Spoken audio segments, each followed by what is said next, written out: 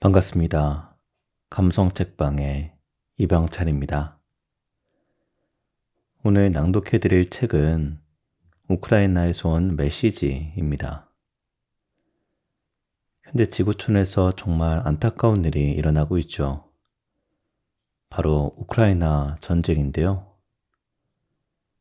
개인적으로 어떤 명분도 없이 그저 자국의 이익, 어쩌면 한 개인의 정치적 야욕을 위해 시작된 전쟁이라고 생각합니다. 이로 인해 죄 없는 수십만 명의 군인들과 민간인들이 목숨을 잃었고 소중한 삶의 터전이 폐허가 되는 등 큰 피해가 발생하고 있는 것에 대해 정말 가슴이 아픕니다. 제가 서두가 길었네요. 이 책에는 우크라이나의 대통령 볼로디미르 젤렌스키 대통령의 연설문이 담겨 있습니다. 젤렌스키 대통령은 위기에 빠진 나라를 구하기 위해 그 누구보다 용감하고 절실하게 싸우고 계신 분이죠. 제가 그분의 연설문을 읽어보니까요. 자국민과 많은 국가를 상대로 정말 많은 연설을 하셨고 그 글에서 뜨거운 애국심과 나라를 반드시 지키겠다는 엄청난 결의가 느껴지더라고요. 정말 대단하신 것 같습니다. 제가 낭독해드릴 부분은 지원을 이끌어내기 위해 영국, 미국, 독일을 상대로 한 연설문인데요. 나라를 꼭 지키겠다는 볼로디미르 젤렌스키 대통령의 간절한 심정이 연설문에 얼마나 담겨 있는지 전해드리도록 하겠습니다. 낭독 시작해 볼게요.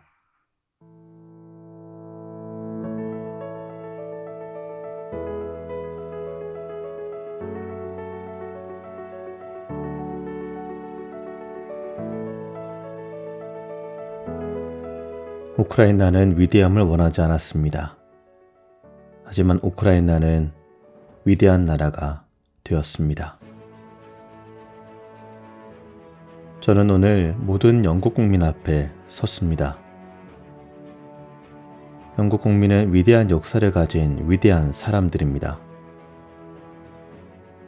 저는 또 다른 위대한 나라, 꿈을 가진 위대한 나라의 국민 한 사람으로서 그리고 대통령으로서 말씀드리고 있습니다.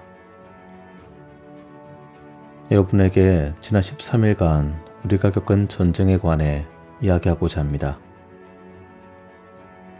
우리가 시작하지도 우리가 원하지도 않는 전쟁이지만 우리는 이 전쟁을 계속하고 있습니다. 왜냐하면 우리의 것, 즉 우리나라 우크라이나를 잃고 싶지 않기 때문입니다. 나치가 영국을 침공하려 했을 때 영국 국민이 영국을 잃고 싶지 않았던 것처럼 영국을 위해서 싸워야만 했던 것처럼 말입니다.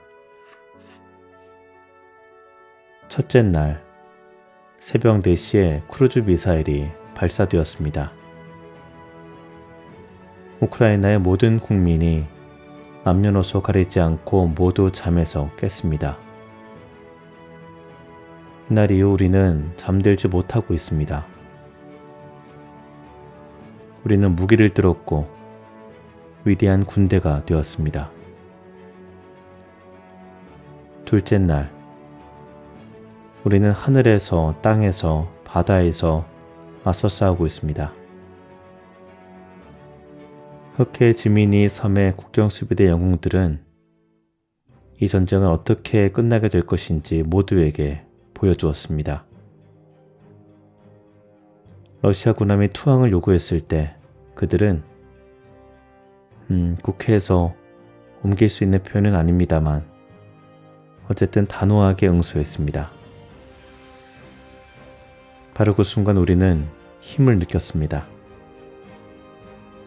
그것은 침략자에게 끝까지 저항하는 사람들의 힘이었습니다. 셋째 날, 러시아군은 뻔뻔스럽게도 민간인과 아파트 건물에 폭격을 가했습니다. 그들은 대포를 쏘고 폭탄을 떨어뜨렸습니다. 마침내 전 세계는 누가 누구인지 알게 되었습니다. 어느 쪽이 위대한 국가이고 어느 쪽의 짐승들인지 말입니다. 넷째 날, 우리는 러시아 군인들을 생포하기 시작했습니다. 그러나 우리는 존엄을 잃지 않았습니다. 러시아 포로들을 학대하지 않았습니다. 우리는 인간으로서 그들을 대했습니다. 이 수치스러운 전쟁이 나흘 동안 지속되었음에도 우리는 인간성을 잃지 않았습니다. 다섯째 날, 우리를 공포에 몰아넣으려는 시도가 분명해졌습니다. 도시를 상대로, 작은 마을들을 상대로 테러가 일어났습니다. 집과 학교, 병원 위로 폭탄이 쏟아졌습니다. 이 전쟁은 집단 학살 행위입니다. 그러나 이 전쟁은 우리를 부러뜨리지 못합니다. 이 전쟁은 우리를 결집시켰고 세상에 대한 거대한 진실을 가르쳐 주었습니다. 여섯째 날, 러시아의 미사일이 바빈야르를 타격했습니다. 제2차 세계대전 중에 나치는 이곳에서 10만 명이 넘는 사람들을 살해했습니다.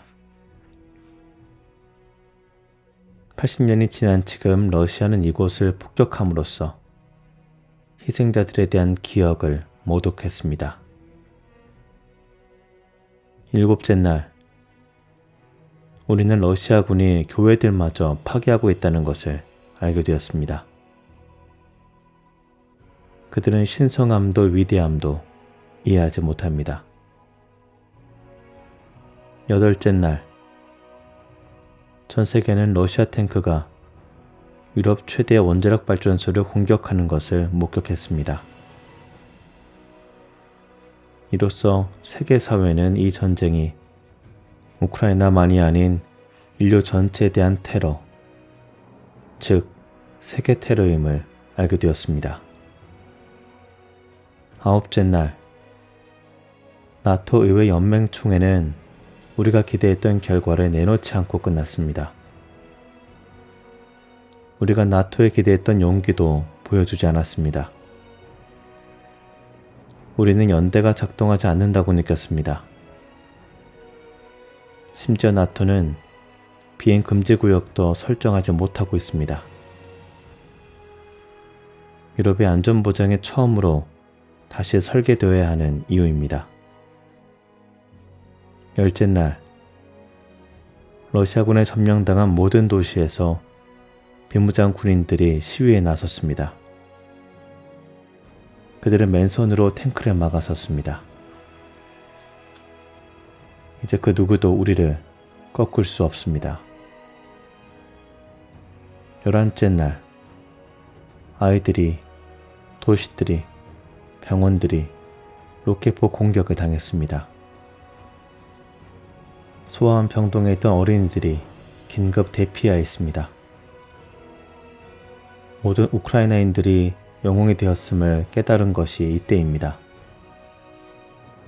우크라이나인은 어른, 아이 할 것 없이 모두가 강인하고 우크라이나의 도시들도 강하게 맞서고 있습니다. 12째 날, 러시아군의 사망자가 이미 10,000명을 넘어가고 있는 와중에 러시아 장군까지 사망했습니다. 우리는 자신감을 얻었습니다. 모든 범죄, 모든 부끄러운 명령에는 누군가 책임을 져야 하기 때문입니다. 국제형사재판소가 하든 우크라이나의 총탄이 하든 그 책임은 반드시 물을 것입니다. 13째 날, 러시아가 점령한 마리우폴에서 어린아이가 탈수 증세로 숨졌습니다. 러시아군은 물과 식량 공급을 끊었기 때문입니다.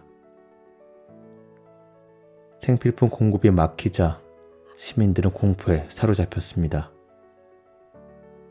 여러분, 모두가 진실을 알아야 합니다. 지금 우크라이나에는 물 없이 버텨야 하는 사람들이 있습니다. 이 13일 동안 50명의 어린이가 목숨을 잃었습니다. 인생을, 미래를 꽃피울 수 있었던 50명의 어린 생명을 러시아가 우리에게서 빼앗아갔습니다. 우리는 이 전쟁을 원하지 않았습니다. 우크라이나는 위대한 나라가 되려 한 적이 없었습니다. 하지만 지난 13일간 우크라이나는 위대한 나라가 되었습니다. 우크라이나는 점령군의 테러에 맞서 생명을 구하는 나라입니다. 세계에서 가장 강한 군대 중 하나가 침략해 왔음에도 자유를 지키는 나라입니다. 우크라이나의 영공은 여전히 러시아의 미사일과 폭격기, 헬리콥터의 공격에 노출되어 있지만 우크라이나는 스스로를 방어하고 있습니다. 죽느냐 사느냐라는 유명한 문장을 생각해 보십시오. 13일 전만 해도 이것은 질문이었습니다. 이제는 아닙니다. 우리의 답은 명확합니다. 우리는 살아서 자유를 누릴 것입니다.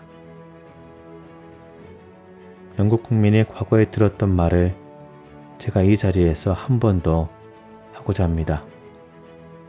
아주 중요한 말이기 때문입니다.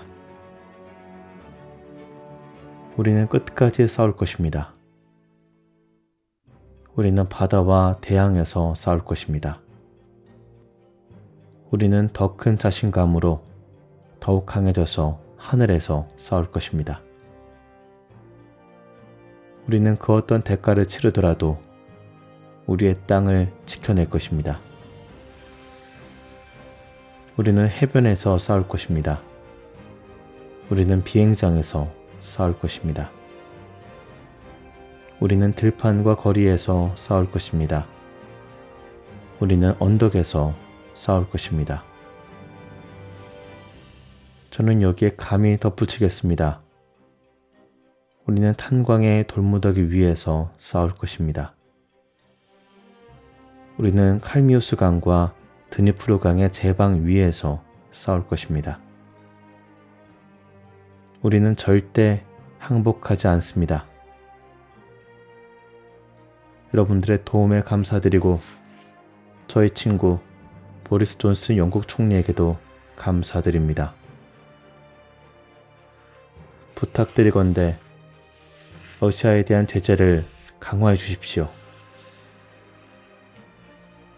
러시아를 테러리스트 국가로 지정해 주십시오. 우크라이나의 영공의 안전을 보장해 주십시오.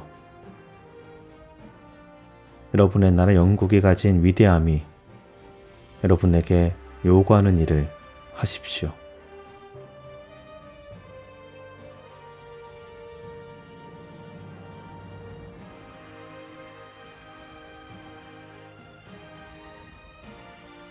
평화의 리더. 러시아가 공격하는 것은 우리의 땅과 도시들만이 아닙니다. 러시아는 우리가 수호하는 가치까지 잔인하게 공격했습니다. 우리가 가진 삶의 권리, 자유의 권리, 자신의 미래를 스스로 결정할 권리, 행복을 추구할 권리를 탱크와 폭격기로 덮쳤습니다. 러시아는 우리나라의 꿈을 상대로 전쟁을 하고 있는 것입니다. 미국의 꿈, 아메리칸 드림과 전혀 다르지 않는 우리나라의 꿈을 상대로 말입니다. 저는 러시모어산 국립기념지의 바위에 새겨진 위대한 대통령들의 얼굴을 기억합니다. 오늘날 미국의 초석을 마련한 분들을 기념하는 조각이죠. 그 초석이란 민주주의와 독립, 자유, 그리고 성실하게 일하고 정직하게 살며 법을 준수하는 모든 시민을 보호하는 사회일 것입니다. 우크라이나 국민 역시 똑같은 것을 원하고 있습니다. 여러분, 미국 역사책에는 현재 우리나라에서 일어나고 있는 일이 어떤 것인지 이해할 수 있도록 해줄 페이지가 있습니다. 1941년 12월 7일의 그 끔찍한 아침을 떠올려 보십시오. 일본이 진주만을 공습한 바로 그날 말입니다. 폭격기로 새까맣게 덮인 하늘을 보았을 때의 느낌을 떠올려 보십시오. 2001년 9월 11일을 떠올려 보십시오. 악이 미국의 도시들을 전쟁터로 만들려 했던 그날을 떠올려 보십시오. 아무도 상상조차 못했던, 누구도 막을 수 없었던 방법으로 공격받아 죽어간 죄 없는 사람들을 떠올려 보십시오. 그런 일들을 우리나라는 매일 겪고 있습니다. 러시아는 지난 3주 동안 단 하루도 빠짐없이 오데사와 하르키우, 체르니히우, 수미, 지토미르, 루비우, 마리우폴, 그리고 드니프로의 하늘을 죽음의 장사로 바꿔놓았고 수천 명의 목숨을 앗아갔습니다. 러시아군이 지금까지 발사한 미사일은 1000개 육박하며 폭탄의 수는 셀 수도 없습니다. 지난 80년 동안 유럽에서는 본 적 없는 규모의 테러입니다.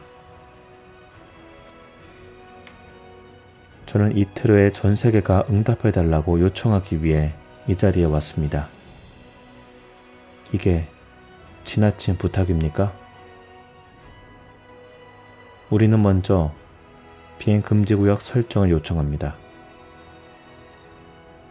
비행금지구역에 설정되면 러시아는 더 이상 우리의 평화로운 도시에 밤낮으로 테러할 수 없게 됩니다. 이 요청이 무리라면 대안이 있습니다. 무기입니다.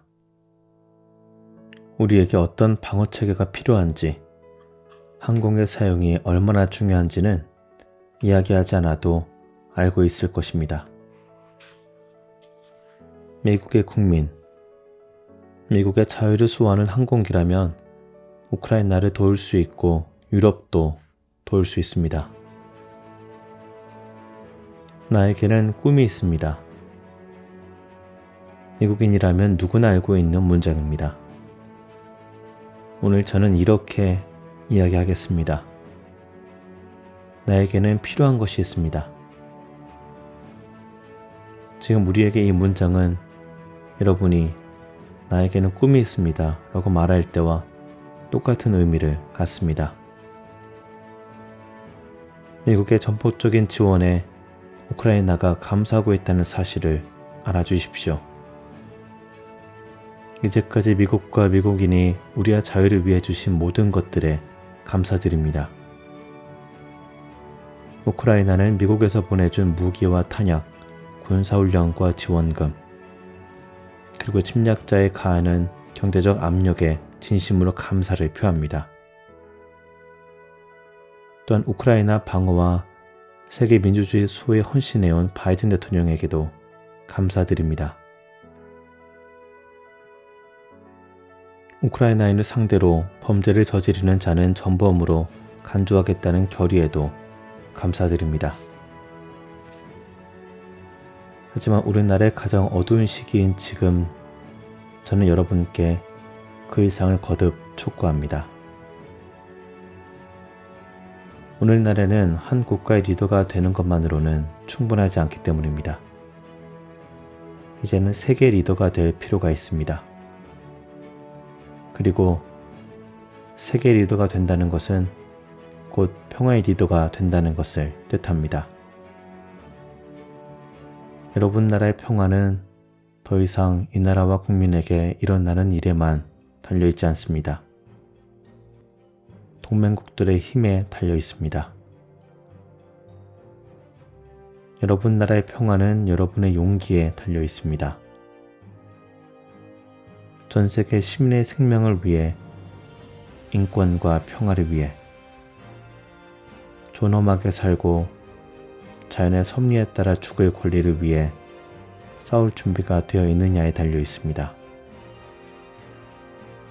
이 모든 가치가 이웃 나라로부터 위협당할 때에도 결코 포기하지 않을 수 있느냐에 달려 있습니다. 오늘날 우크라이나 국민은 우크라이나만을 방어하고 있는 것이 아닙니다. 우리는 유럽과 전 세계의 가치를 지키기 위해 더 나은 미래라는 이름으로 우리의 목숨을 희생하며 싸우고 있습니다. 따라서 현재 미국 국민은 단순히 우크라이나를 돕는 게 아니라 세상의 정의를 지키고자 유럽과 전 세계를 돕고 있는 것입니다. 이제 제 나이는 45이 되어갑니다. 그런데 지난 몇 주 동안 100명도 넘는 어린아이들의 심장이 더는 뛰지 않게 되었습니다. 이 죽음을 막지 못한다면 제 삶에 무슨 의미가 있겠습니까? 그리하여 우리나라의 대통령으로서 저는 바이든 대통령에게 말씀드립니다. 당신은 위대한 국가의 리더입니다. 저는 당신이 전 세계 리더가 되어주기를 바랍니다. 세계 리더란 곧 평화의 리더를 의미합니다.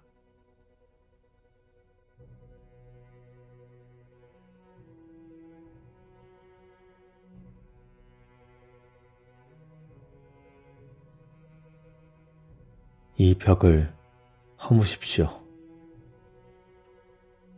우크라이나 국민은 지난 3주 동안 전쟁을 겪으며 예전에 의심조차 하지 않았던 것을 확신하게 되었습니다. 아마 여러분은 아직 눈치채지 못했을 것입니다. 여러분이 또 다른 장벽대에 있는 것처럼 느껴집니다. 베를린 장벽이 아니라 유럽 한가운데 서 있는 벽, 자유와 굴종을 가르는 벽 말입니다. 우리의 땅에 폭탄이 떨어질 때마다, 평화가 아닌 다른 이름으로 결정들이 내려질 때마다 그 벽은 점점 더 견고해집니다. 어떻게 이런 일이 일어났을까요? 우리가 노르트 스트림을 두고 거대한 전쟁을 대비해 만들어지는 무기라고 경고했을 때 경제 그 이상 의미는 없다는 대답이 돌아왔습니다. 하지만 그것은 새로운 장벽을 쌓기 위한 시멘트였습니다. 우리가 나토에 가입하기 위해 우리의 안보를 확보하기 위해 무엇을 해야 하느냐고 물었을 때 돌아온 대답은 우크라이나의 나토 가입은 현재 논의 대상이 아니며 가까운 미래에 논의되는 일도 없을 것이다 였습니다. 같은 방식으로 우크라이나의 EU 가입도 지연되고 있습니다. 이를 두고 정치라고 말하는 사람들도 있습니다.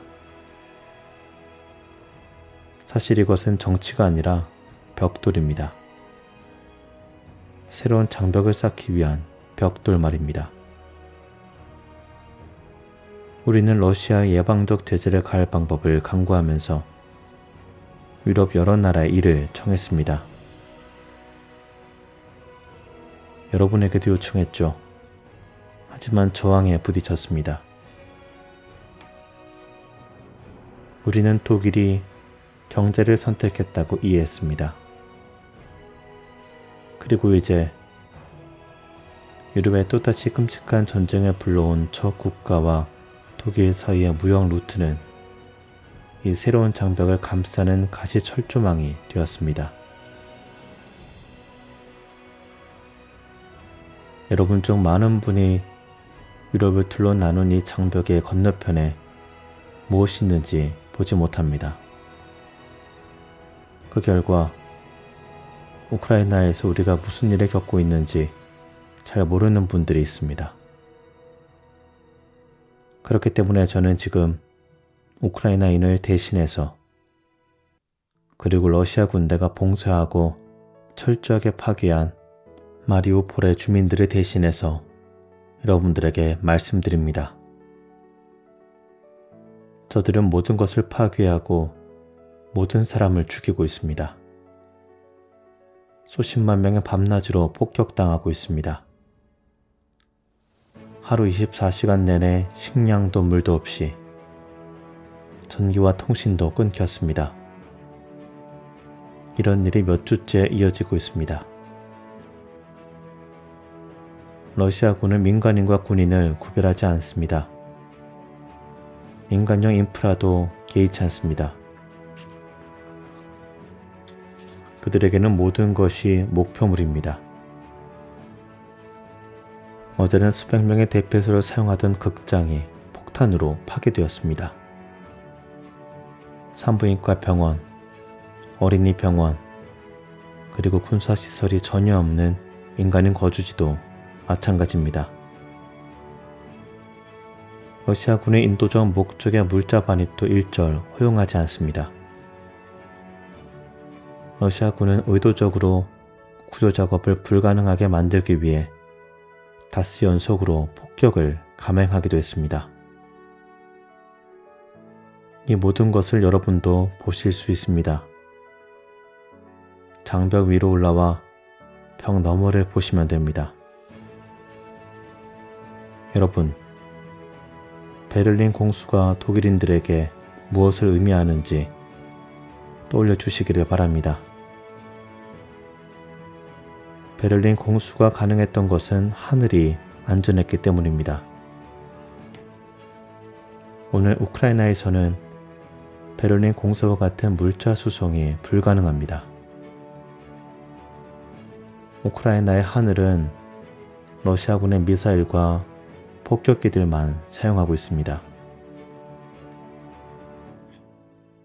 오늘 저는 80년 전 나치 점령을 경험하고 살아남은 우크라이나의 노인들, 바빈 야르에서 살아남은 세대를 대신해 여러분에게 호소합니다. 작년에 프랑크 발터 슈타인마이어 독일 대통령이 방문했던 바로 그 바빈 야르마을입니다. 그곳이 러시아의 미사일 공격을 받았습니다. 홀로코스트 기념관에 방문 중이던 한 가족이 러시아군의 공습으로 목숨을 잃었습니다. 80년의 세월을 사이에 두고 조상이 살해당한 바로 그 자리에서 그 후손이 살해당했습니다. 정치인들이 다시는 절대로 이런 일이 일어나서는 안 된다라고 말한 것들을 들었던 이들, 그리고 그 말이 텅 빈 수사였음을 확인하고 있는 이들을 대신해 말합니다. 유럽에서 또다시 침략자가 한 민족을 말살하려 하고 있고, 우리가 지키고 추구하는 모든 것을 파괴하려 하고 있기 때문입니다. 우크라이나군을 대신해 여러분들에게 호소합니다. 우리나라를 지키고 있고 이곳 독일을 포함한 유럽 전역에서 말하는 그 가치를 지키기 위해 싸우고 있는 우크라이나 군인들을 대신해 호소합니다. 그 가치는 자유와 평등입니다. 자유 속에서 살아갈 권리, 남의 나라를 자신들의 생활권이라고 생각하는 국가에 굴복하지 않을 권리입니다. 왜 독일이 아닌 다른 국가들이 더 우리를 지지합니까? 바로 제가 이야기하는 장벽이 있기 때문입니다. 여러분 중 일부는 존재를 인식하지 못하고 있는 장벽, 우리가 국민의 생명을 구하기 위해 싸우며 망치로 부수고 있음에도 보지 못하고 있는 그 장벽 말입니다. 우크라이나를 지지하고 지원하는 모든 독일 국민 여러분에게 감사드립니다. 진심으로 우크라이나인들을 돕고 있는 평범한 독일의 시민들, 정직하게 자신의 사명을 다하며 러시아가 우리에게 초래한 악을 사실 그대로 전달하고 있는 언론인들, 그리고 회계장부와 경제보다 도덕과 인도주의를 우선시하는 독일의 경제인들에게도 깊은 감사를 표합니다. 그리고 이 벽을 허물기 위해 애쓰고 있는 독일의 정치인들에게도 감사드립니다. 우크라이나 어린이들이 죽는 것보다는 러시아의 돈을 받지 않고 살겠다고 결정하신 분들,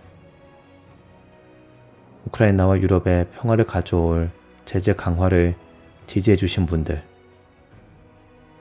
러시아와의 교역 중단 필요성을 아시는 분들에게 감사드립니다. 달리 표현하면 그 어떤 장벽보다 더 크신 분들, 사람을 구하는 문제에 있어 가장 큰 책임을 지는 이가 가장 강한 이라는 사실을 이해하는 분들에게 감사드립니다. 하지만 독일의 도움, 국제사회의 도움 없이는 이 싸움을 계속해 나가기 어렵다는 사실을 알아주십시오. 하르키우가 80년 만에 다시 파괴되고 체르느히우와 수미, 돈바스가 80년 만에 다시 폭격당하고 수천 명의 사람들이 80년 만에 다시 고문당하고 살해당하는 지금, 독일의 지원 없이는 우크라이나를 그리고 유럽을 지키기 어렵습니다. 80년이 지나도 갚지 않고 여전히 반복되고 있다면 역사적 책임이라는 게 도대체 무슨 의미가 있습니까? 이 새로운 장벽 뒤에 새로운 빚, 또다시 갚아야 할 빚, 이 쌓이는 것을 여러분은 어떻게 막아낼 것입니까? 로널드 레이건 대통령은 베를린에서 이렇게 말했습니다. 이 벽을 허무십시오. 저도 여러분에게 같은 말을 하고 싶습니다. 숄츠 총리님, 이 벽을 허무십시오. 독일인들은 리더가 될 자격이 있습니다. 그들에게 리더십을 부여하십시오. 후손들이 자랑스러워할 것입니다. 우크라이나를 지원해 주십시오. 평화를 지원해 주십시오. 모든 우크라이나 국민을 지원해 주십시오. 우리가 전쟁을 끝낼 수 있게 도와주십시오.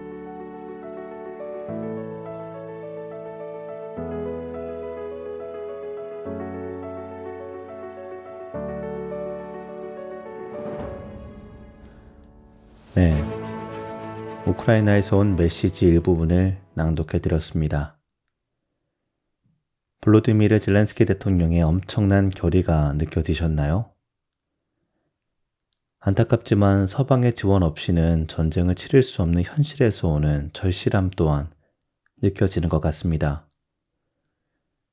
특히 인상 깊었던 것은 연설 상대국의 역사적 사건과 현 상황을 연결시켜 우크라이나의 절실함을 더욱 공감할 수 있도록 한 것인데요. 한 예로 1941년 일본의 기습적인 진주만 공습에 느꼈을 미국민들의 분노와 현재 우크라이나 국민들이 느끼는 분노와 같음을 느끼게 해준 것이죠. 이렇듯 젤렌스키 대통령의 연설에는 단순히 우리의 상황이 이러니 도와주십시오가 아니라 우리의 상황과 여러분의 처했던 상황이 같고 우리만의 전쟁이 아닌 모두의 전쟁이라는 어떤 동질감을 느끼게 함으로써 청중들의 가슴을 더욱 뜨겁게 만드는 것입니다. 사람들의 마음을 움직이는 연설이야말로 명연설이라고 하잖아요. 21세기의 최고이자 역사적으로도 길이길이 남을 명연설로 평가받지 않을까 싶습니다. 처칠의 연설처럼 말이에요. 번외로 제 가슴에 깊숙이 남은 젤렌스키 대통령의 명언을 전하며 마무리하고자 합니다. 전쟁이 시작될 무렵 탈출을 제안했던 서방 국가들에게 이렇게 말씀하셨다고 하죠. 내게 필요한 건 탄약이지 탈 것이 아닙니다. 이 외에도 우리는 이 전쟁을 시작하지 않았습니다. 하지만 이 전쟁을 끝내는 것은 우리입니다.